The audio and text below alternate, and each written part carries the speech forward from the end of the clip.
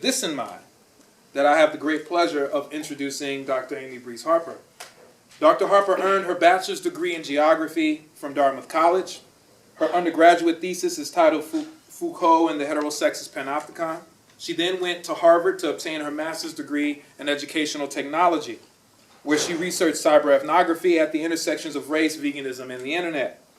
Her award-winning thesis was called Cyber Territories of Whiteness, Language, Colorblind Utopias, and Sister Vegan Consciousness.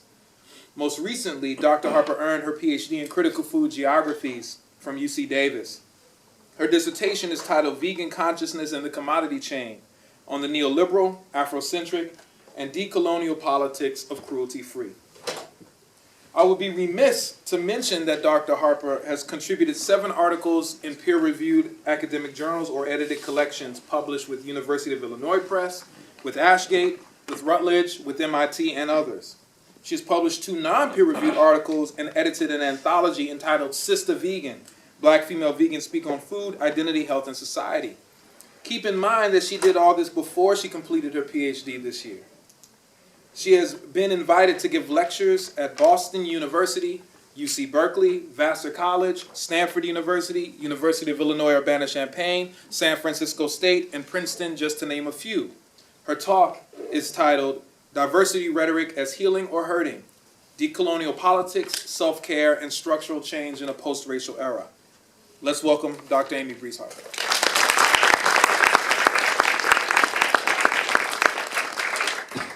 Thank you. I want to know if everybody can hear me. I don't have a microphone, but I have been told by my husband that I'm just really loud anyway. Well, just in case. Okay. Hello. Okay. Okay.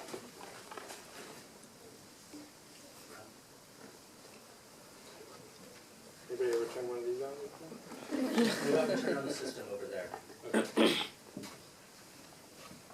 This is a different kind of...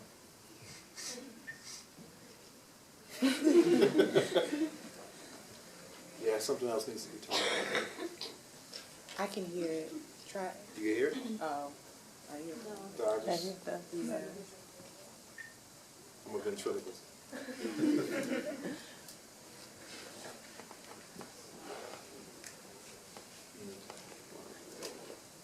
Could the people in the back hear?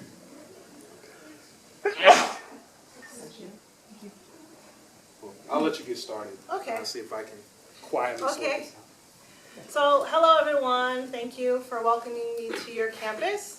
I've actually never been to Occidental College. And I've been thinking over the past few weeks how I'm going to talk about the content of the talk, the title that he just introduced you to.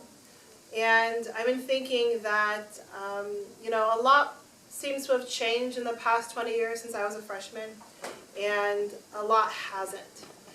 A few days ago, I received a call for papers for a book in my inbox, and I want to read to you the call for papers to kind of just orient us to where we are now and then go back 20 years. So this book is called, this professor is looking for contributors for this book. It's a new book. Racial Battle Fatigue, Insights from the Front Lines of Social Justice Advocacy. This will contain personal stories of the repercussions of doing social justice work in the field and in the university. Activists and scholars will share experiences of microaggressions, racial battle fatigue, and retaliation because of who they are, who they advocate for, or what they study. The term racial battle fatigue is used to describe 3 major stress responses: physiological, psychological, and behavioral. It involves the energy expended on coping with and fighting racism, which is exacted on racially marginalized and stigmatized groups, such as dealing with daily microaggressions.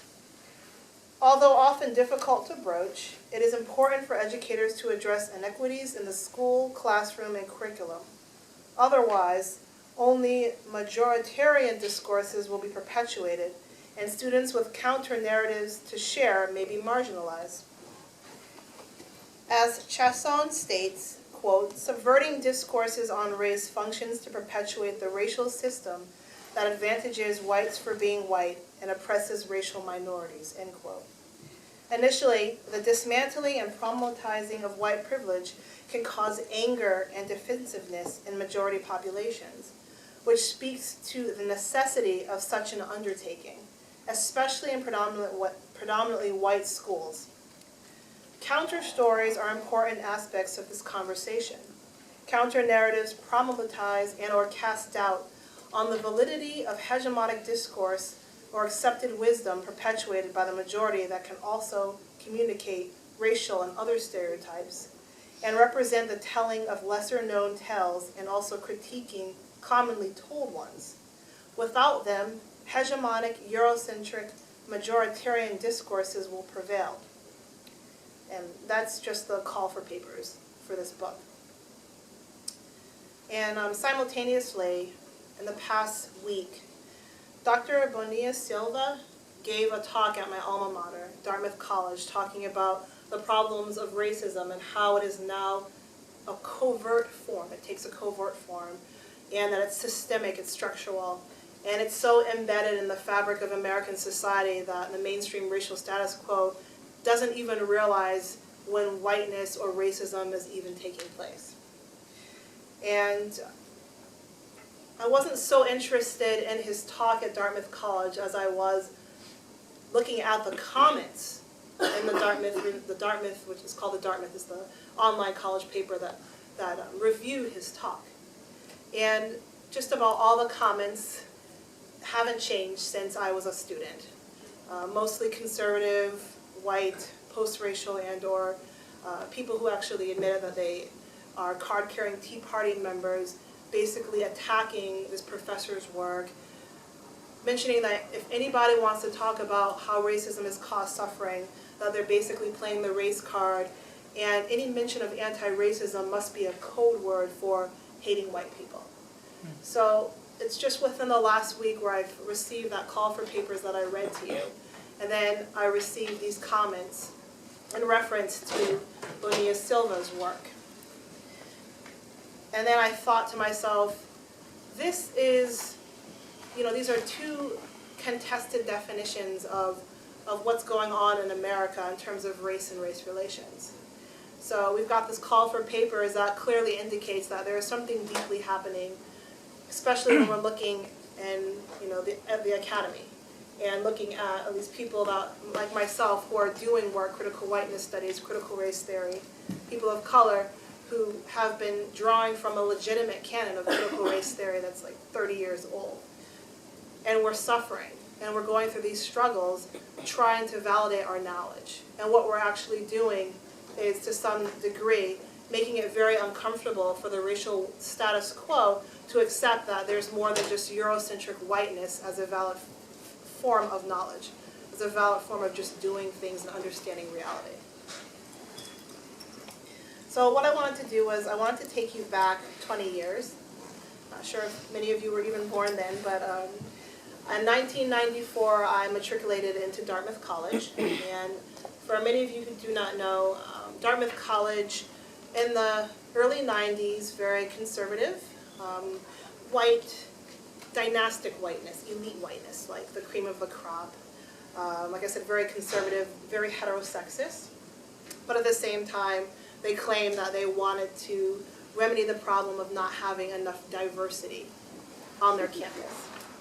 And they did have quite a few students of color, but what they really, really needed was to attract black students, indigenous students, and retain them. And there wasn't really an understanding of how you retain black students after they've been accepted. And for me, I didn't have the critical race literacy that I do now to really understand what was happening when I entered the halls of Dartmouth College. So it was 1994, and my brother and I went into Dartmouth, and I think we were around 18 years old, and we lived in the same complex. And my brother and I worked very hard in high school, and there really was never any doubt. We went to an all-white working-class New England school system, and there was really never any doubt that we deserved to be there at Dartmouth College. But interestingly, there were doubts from peers I'd never met, mostly white, who had assumed that my brother and I must be there for affirmative action reasons. So we even get this now 20 years later. I hear young students of color telling me that they worked really hard, they dedicated hours, just trying to get into the school of their choice, and once they've gotten there, they receive these comments that you must be there to fill quotas. So that year, my brother and I lived in the same complex, and I shared a space with 2 other women. And I remember one day that my brother entered our dorm room and said, "Breeze, Dartmouth College gave us more financial aid, and that means mom and dad don't have to work 90 hours a week and take out more mortgages just so I can eat. That means I can have a better meal plan." And then he left the room. And then my roommate, who was a white, upper-class girl from the Valley, just said without shame, without conscience, "Dude, he must have gotten more aid because he was black." So this is not just one-time thing that happened, but these particular comments were made through my entire tenure at Dartmouth College. That was 4 years, and not just from students, but from faculty. Certain comments like that.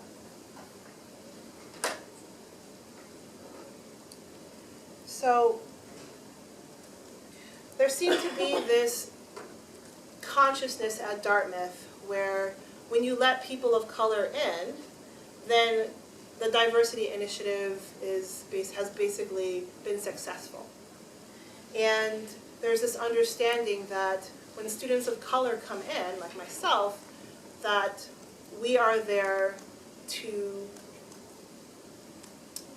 do the work that had come before, okay? That we don't question structures and systems, that, to be part of this diversity initiative means that you maintain and you support Eurocentric white worldview. And, what does that mean for a student of color where you're entering there? Well, for me, there were a lot of things happening with my mental health and my physical health, and trying to understand, I want to go there, I want to do my best. But at the same time, I'm also being introduced to these organizations I had never, ever experienced. Of course, growing up in an all-white New England town. So I remember being asked if I wanted to join the African American Society at Dartmouth, and wondering what that would mean. Because I'm supposed to be in this post-racial environment. I don't want to seem too black. I don't want to scare my new white friends. But at the same time, I never really had an environment like the African American Society when I was growing up. So I remember I ultimately decided not to participate in any of the events, or rarely did I find myself in the society in their events. And I also found myself often trying to explain to my white peers, why is it the kids are sitting together that are all black? I know everyone's probably heard this a million times, but 20 years ago, apparently that was a problem and rather new. And I also never really thought that's strange because all the white jocks are sitting together and no one's saying that, or all the white sorority girls are sitting together and no one's saying anything about it. So does that mean I'm not supposed to sit with the black students? Does that mean I should sit with the white students? What's going on here? Sorry, my tablet keeps on turning off because I'm trying to draw from my notes. So, just trying to get this. So what I didn't understand the first year. I just didn't understand how to make that transition. And I just didn't have the literacy and the alternative knowledge systems to really understand what to do. And Dartmouth did not provide, a system in place once the students of color were admitted, what to do with them when they have particular challenges that you don't see the white upper class students having. So, I realized that I was interested in the discipline of geography, and part of my geography program provided a foreign study program. And every year it was in Prague. And this was kind of one of my first introductions to how Eurocentric whiteness kind of becomes the unmentioned benchmark of what would be considered legitimate theory, valid epistemology, and fieldwork. So when I got the news that students go to Prague every year, I told my father, he's black, and he laughed and he said, you know, is that safe for you as a woman, as a black woman? And, you know, do the professors actually think about where they choose these locations, and do they assume that everyone is white and male like them? And my dad asked me, you know, can you please ask them if they've ever considered that not everyone is them, and maybe they can pick a different place next year for you to study in which you might actually not feel threatened for being black and female. And at the time, I was very, very, I don't know if the word is submissive, but I was very scared. I was scared to actually go and ask them this question, even though to some degree the loans I had taken out and the money my father had earned was paying their salary, right? So, you know, I didn't want to hurt their feelings. I didn't want to come across as the whiny black person who was bringing up race. And I realized that I convinced myself that I should probably apologize for the actions of these white male professors who dominated the Department of Geography. And I was performing what I would probably call black mammyism, learning to cater to the emotional needs of the white, racial, mostly male status quo by excusing their normative behavioral patterns of Eurocentric male whiteness. And of course, at the time, I just didn't have a language for what I was experiencing, which were the flaws of diversity at Dartmouth College. Basically, the incorporation of more black students into their student body, but with the expectation that we would uphold and promote Eurocentric whiteness by never playing the race card. And we should be thankful that Dartmouth allowed us into their halls. And it was really difficult the first 1 or 2 years. I didn't actually have what I needed.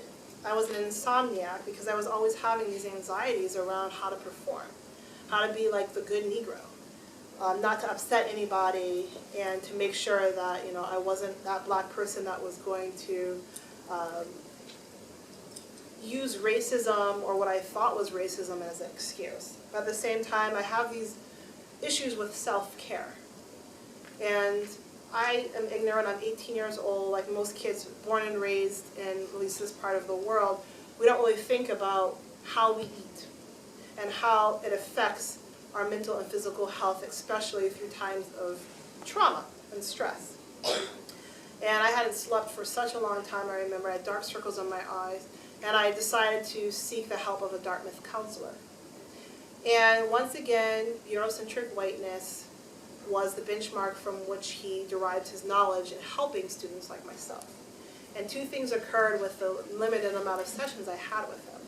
He never once, you know, pointed out the obvious elephant in the room, asking me the question, well, what does it feel like to be the only black student, one of the only black students here at Dartmouth College? Never asked me that. He also never asked me what I was eating and how I was taking care of myself. I mean, could it possibly be that when you live off of Dr. Pepper and Hershey bars in the morning that you're not going to sleep? Because that's what I was doing. So, if anything, he was not trained to understand that not everybody starts from the vantage point or the embodied experience of the mainstream status quo at Dartmouth. Instead, he prescribed sleeping pills for me that I swear just kept me awake, like they didn't work. So that was like kind of another example of how covert racism and whiteness functions. So of course this counselor wasn't directly trying to be a racist by not asking me these questions, but the mere fact that Dartmouth College didn't even have a system in place to teach its counselors that students of color and working class students and gay students may actually experience Dartmouth so differently that you have to acknowledge that and incorporate that into, you know, your therapeutic sessions. The mere fact that that wasn't there said a lot about how Dartmouth defined diversity. So once again, it's plopping these students of color, taking their pictures, putting them in, you know, the flyers to show that, see, we're here, and, you know, that's it, you're on your way. And if you dropout, and they had a dropout rate, 1 out of 3 black men did not graduate from Dartmouth. It must be your fault, right? So we're in a post-racial era, the Civil Rights Act passed, you're here, and if you can't do well, it must be something wrong with you. And of course, when there's something individually wrong with a black person, it's not like individually wrong with a white person, right? It's not just like, so not reflective of an entire demographic. There must be something wrong with the entire black community, right? You reflect the fact that black people, once again, even when we give them the opportunity of Dartmouth, saving them, they still F up. So this was kind of the rhetoric at Dartmouth, their diversity initiative.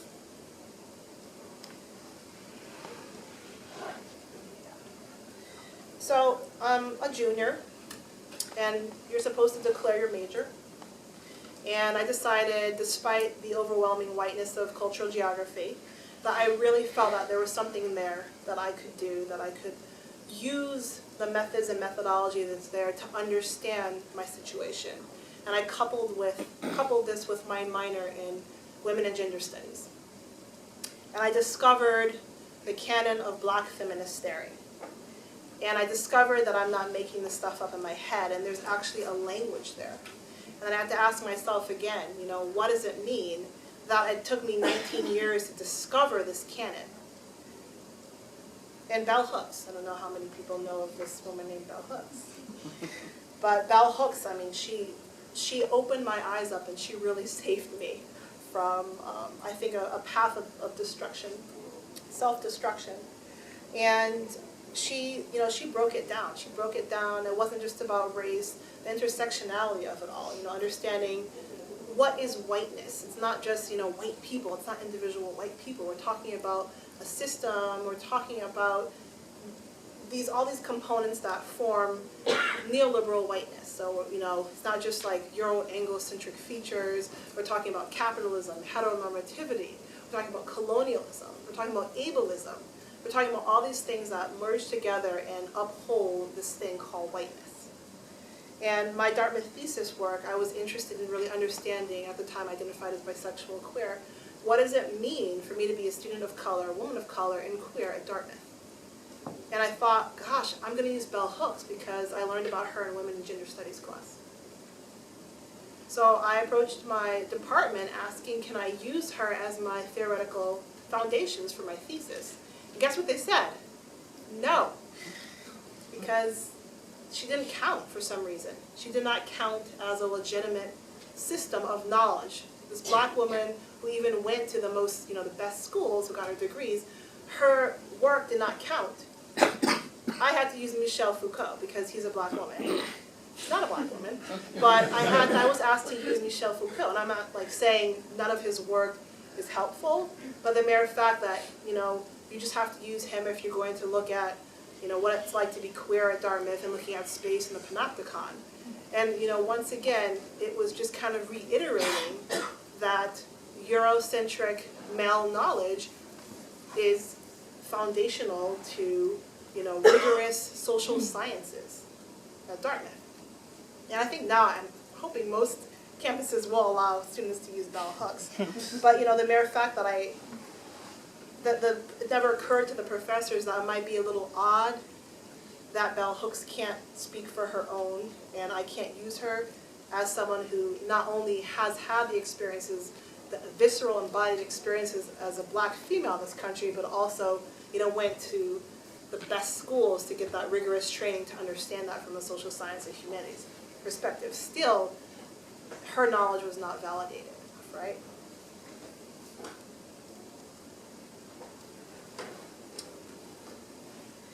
So, you know, that was the academic experience of diversity.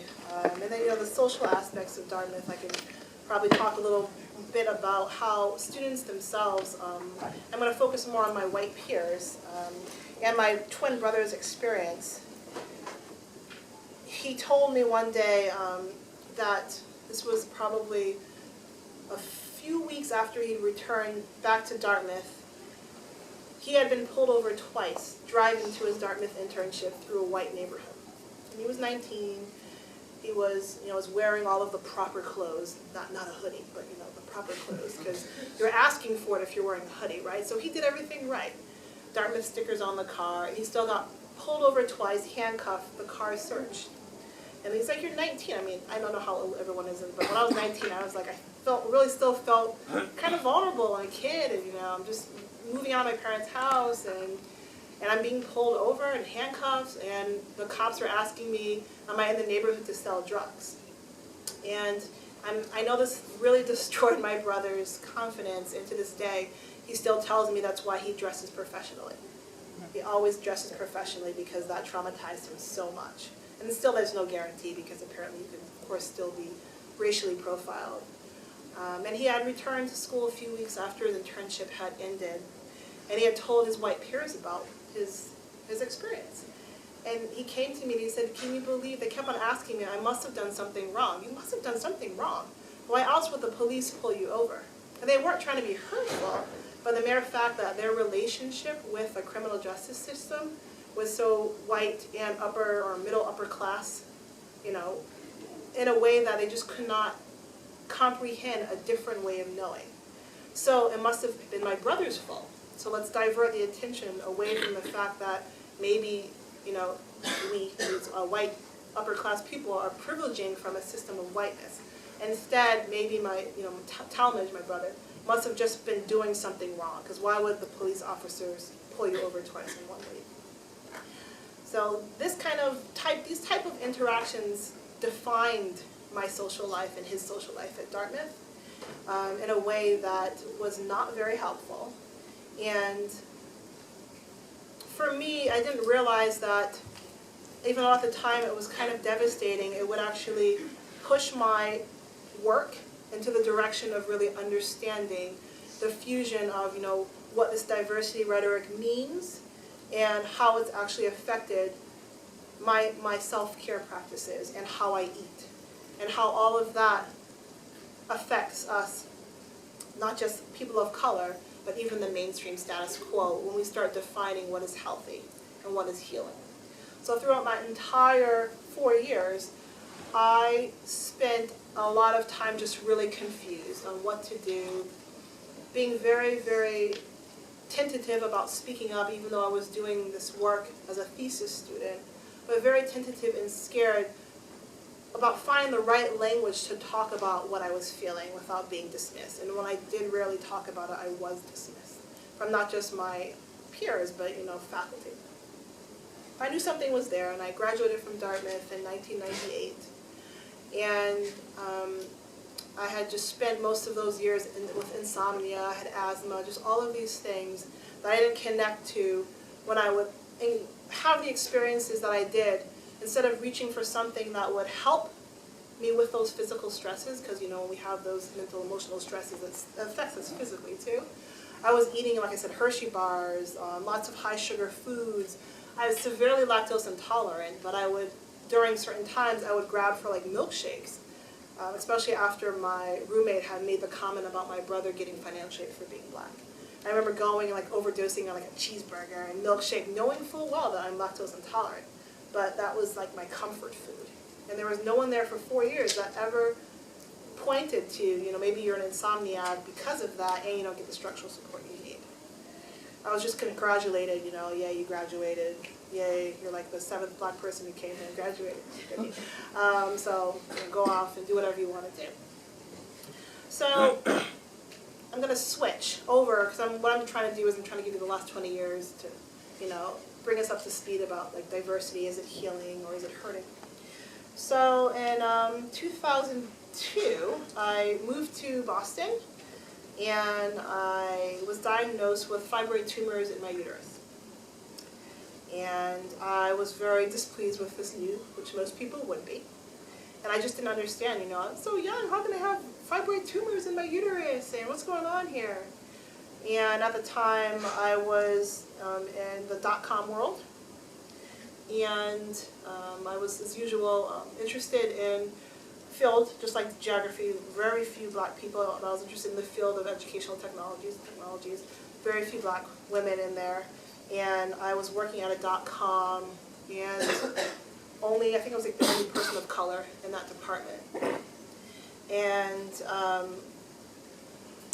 that lasted about a year, and it was just basically a department that was dominated by mostly men, and me just kind of keeping quiet about the things they talked about that I found sexist, homophobic, often racist. I just didn't say anything. And at the same time, dealing with those anxieties going back to the workplace next day, and not eating in a way that could actually help me. So I realized when I got that diagnosis, it was kind of a wake-up call. And I called my father, 2001 I think it was, and I was so, diagnosed in 2002, I can't remember. I was so distraught that I had this diagnosis, and it was the same thing my mother had been diagnosed with, and most of the women in our family, and they had had a hysterectomy to remedy that problem. And my dad said, well, maybe you should go and see what our people did before colonialism. You know, wasn't there a system of healing herbs and nutrition that was used before, you know, healing became, you know, something that the biopharmaceutical companies dominated? And what did they do before? And, you know, there was a question that stuck in my head, but I didn't really pursue it much. And then I also knew I didn't want to take the method of having surgery to remove the fibroids, and I also wasn't interested in doing hormonal birth control. I just wasn't interested.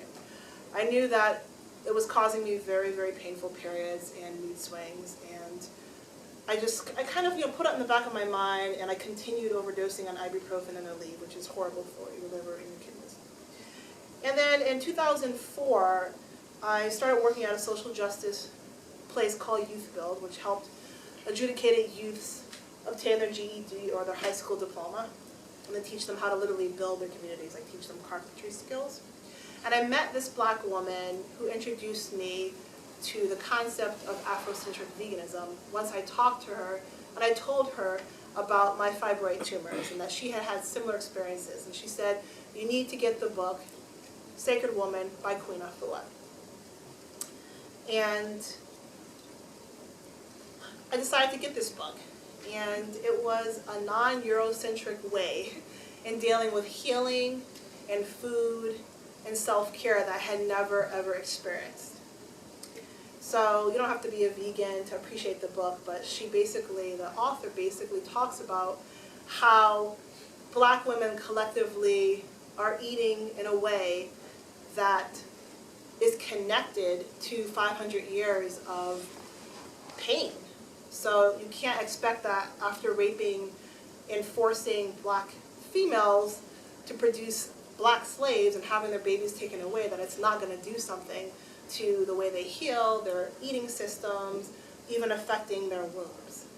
So, you know, as esoteric as it may have sounded, she started at a place that no one had ever started with me. Actually acknowledging that the suffering is real and that a lot of black women, we have fibroid tumors 3 to 5 times higher than white middle class women, and that says something. So I got interested in her regimen, and I decided, long story short, to try it out. Try to do a plant-based diet, green diet from an Afrocentric, Kemetic Egyptian point of view. And I ended up shrinking my fibroids 75% that first year. And I went to a gynecologist to verify this through a sonogram. And I was really interested, not so much, you know, as telling everyone about this new diet that everyone should change to, but I was more interested as a social scientist, why is it was this book and this perspective on healing, and it was more of a race-conscious perspective. Why was it that book that did it for me? So I was at Harvard at the time, and I was studying educational technologies, and I thought I would do the route of being like a Java developer. And simultaneously, you know, I'm in this class of over 100 students. I'm like, why am I the only black person here?